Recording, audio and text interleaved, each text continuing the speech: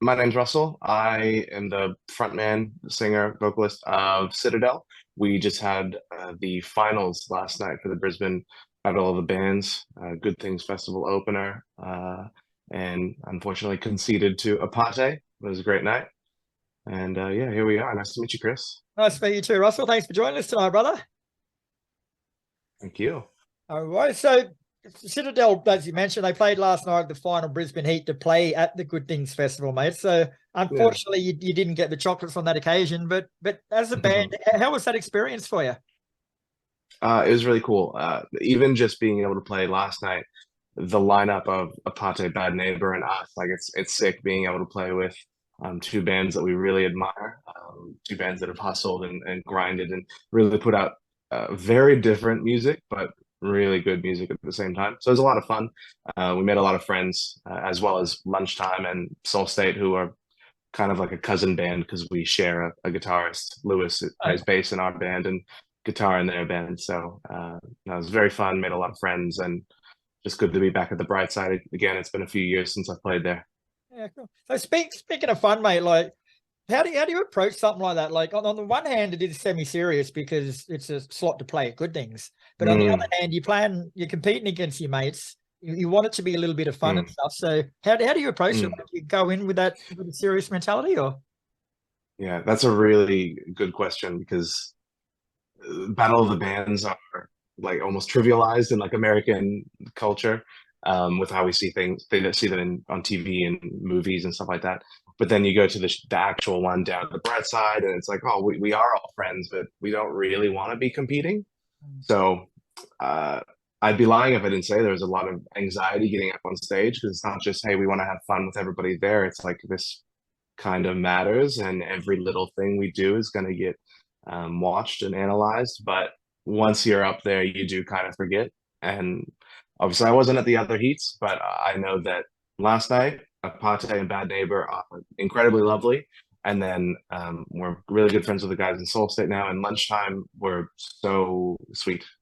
Most of the people that played the show all said the same thing that, hey, we don't like this, that this is competitive, like competition amongst creatives kind of sucks. We should all be like pulling each other up. So we all sort of we're all together in the fact that, this is a competition, but let's just have fun and whoever wins wins.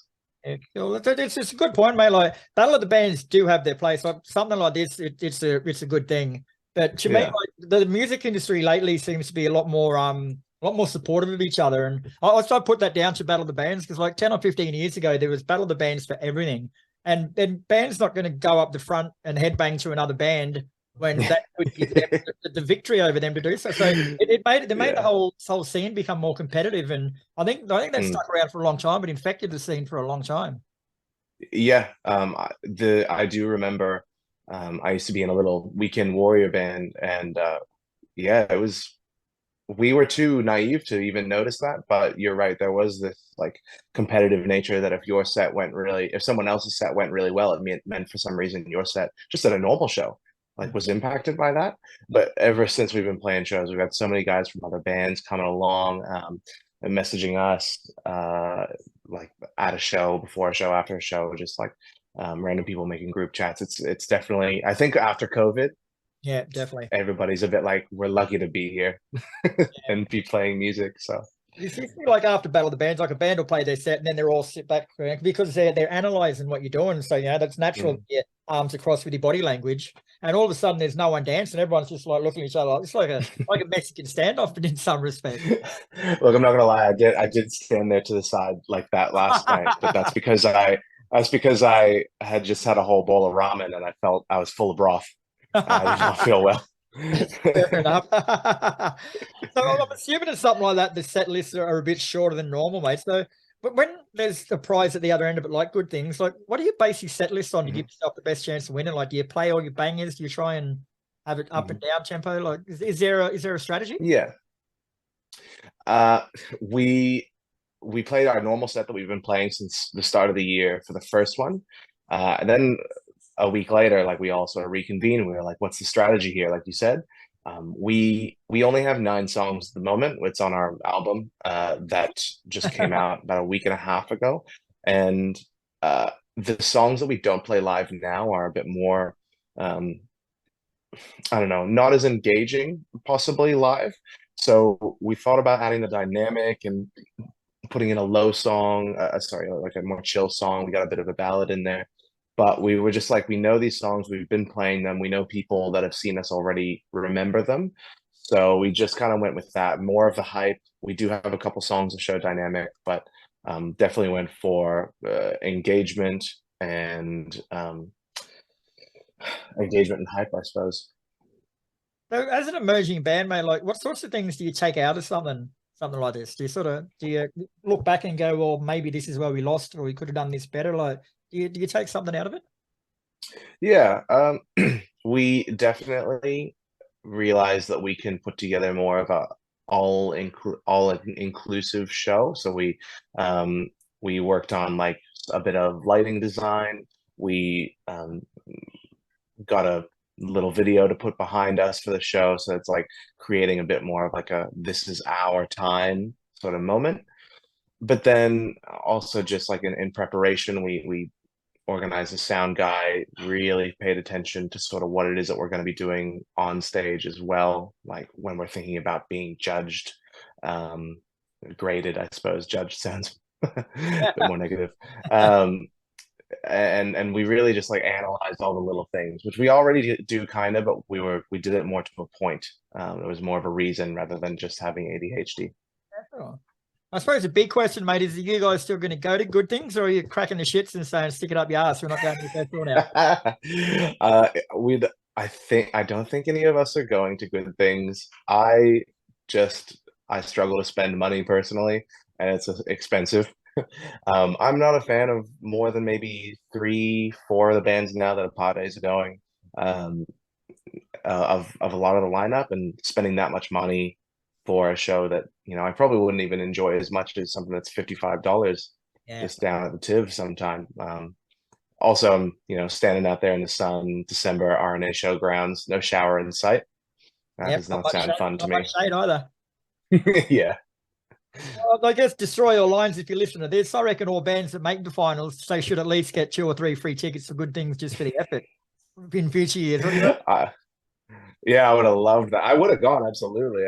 Would love to see would love to see Bring Me the Horizon and Red Hook and a few of the other guys there, but I don't know, enough for like what, $190. Yeah. I think it's just good to see so many Australian bands on the festival too. Like things like Mm. Soundwave in the past, it was a great festival, but there's only a sprinkling of Australian bands on there. But this one's got a fair few, which A, it shows the strength of Australian music at the moment, and B, it shows that Destroyer Lines actually care, I guess. Yeah, really cool. I think they've really noticed that I mean, they run alternative music in Australia essentially, but there's a lot more bands that are popping up in alternative music, but a sort of wide range. Like I mentioned before, there's Red Hook, but then all sorts of other, like there's your standard metalcore like Polaris and Alpha Wolf, but then you've got all sorts of other stuff coming up around. Just like we're not just doing heavy beat down stuff. And I think that it's easier to build out lineups when you've got a lot of really good quality that isn't just like, hey, we play breakdowns and tell people to punch their grandmas. I noticed today Ocean Grove got added as well, and they'll be a good addition. I've been hearing about how good they are live for years now. Well, there's your Liam, reason to go, one of mate. our There's your guitarists. reason to fork out $195. Oh, geez, well, I'm such a cheapskate. As we mentioned before, mate, Citadel recently released your debut album, Decompose, about a week and a half ago. Yeah. So I know it's only early, but what sort of feedback have you been getting? Um, let's see. My favorite part personally of the feedback is that my favorite song Eons has been getting a lot of love. We didn't put it out as a single because it starts a bit slow. There's a lot of dynamic in that song, and we've been getting a lot of attention on that one. In general, though, like I'm really glad that people like some of the songs that we were a bit worried about. We wrote the album, the even the demo is probably starting December 2020.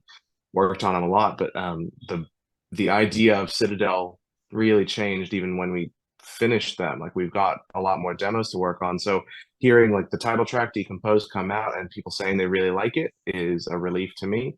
Hearing people really engaging with Our Sins, which is the ballad, and Expire, which is it's the only song on the album that's in a major key for half of it, and that's a bit jarring, which we have done on purpose. We made it so it sounds very major key, but Disney at the start. But the song is actually about my mother passing away when I was 15, and we've done all that on purpose for all this contrast, the dynamic, to I don't know, just to see how that went, and people have been really getting behind it, which is really cool.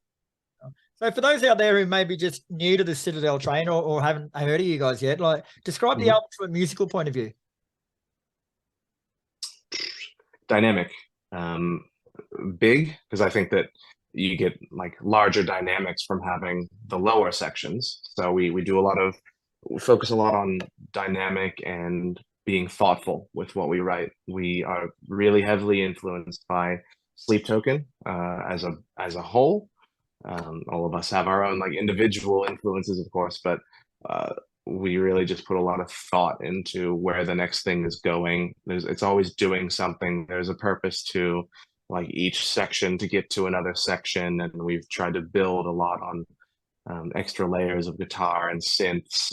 There's at least two harmonies on most of the vocals as well to add just all these extra layers. So I'd say even though there's a lot of low parts, I'd say just like big and dynamic. We want it to be communicable to people that don't like all sorts of heavy music as well. So that's one thing that we definitely put a lot of effort into as well. And you've been quoted as saying that Decompose is an album inspired by heartbreak and death themed around the end. Like, that's pretty morbid for the first album, mate. But the only way you can top that with the second one is to have a suicide party while you're recording it. Yeah, that does sound pretty dark. When I write lyrics, I try and like have them progress to a stage of like where you don't start the song sad and then finish the song sad. There's always like purpose to like the thought process on those things. But the way the album came to be was that Nat, who he writes instrumentals just constantly.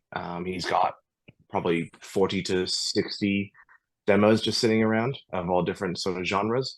And he wrote this album using the emotion of his separation from himself and his fiance, which was a bit of an emotional journey for him to sort of realize like what had gone on in that relationship, and how he'd been treated the whole time.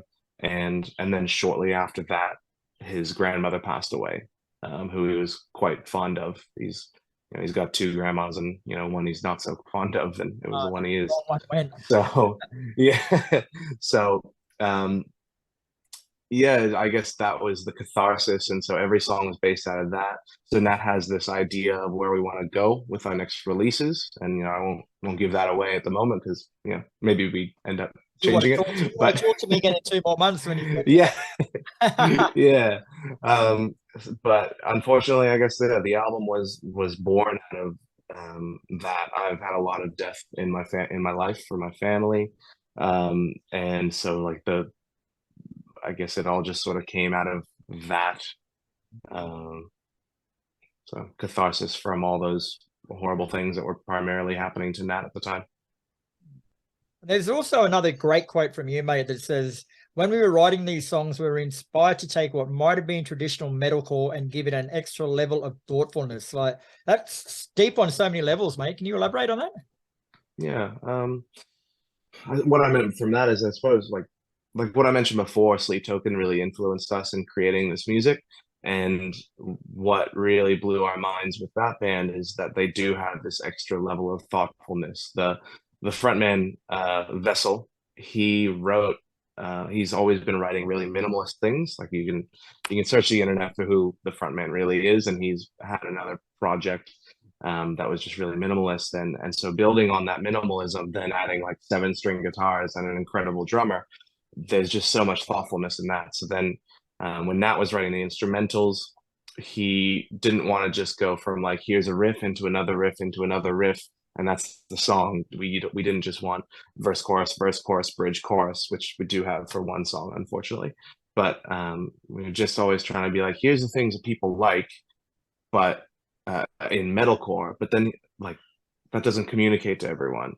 There are people that don't like metalcore. There are people that just I'm a big just like rock or even like ambient sort of pop fan. And we're trying to take all these other influences and being like, yeah, but here, what if we just took some time? What if we just took some time to sort of like build this section? And what if instead of just going into just open chugs here, we had like a transition and the drums were doing something cool and we added like a little, just like some extra little synths that didn't sound heavy or aggressive, but they're going to be building this whole thing emotionally. Um, so our whole process was just like, yeah, but what if? Very cool. And I believe you guys have also got a few shows coming up, mate. You want to tell us about them? Yeah, well, we had at the moment we've only got one announced. We are opening for Relica and Loon on December 11th. Doors are at 7:30, I'm Ish. pretty sure. Ish. Yeah. And that's gonna be huge. We love the guys in Relica. We've worked with Monique already and she introduced us to the rest of the band for Relica. And Loon, they're heavy. So it's gonna be fun. Very, very keen for that one. And then we do have something coming up sort of mid-January with some locals, which are very, very good. But I won't spill the beans on that one yet. All right. All right, Russ. Well, thanks very much for your time today, mate. The debut album Decompose is out now. And if someone wants to have a listen, where can they get it from? Everywhere. Spotify, Apple Music. People use Apple Music. I didn't. Uh, Tidal, YouTube, everywhere. So we'll be thinking about some vinyls in future. So if anybody wants a vinyl, they should shoot us a message. We got some shirts and stuff online as well if people want to help support us. But appreciate your time, Chris. This is fun.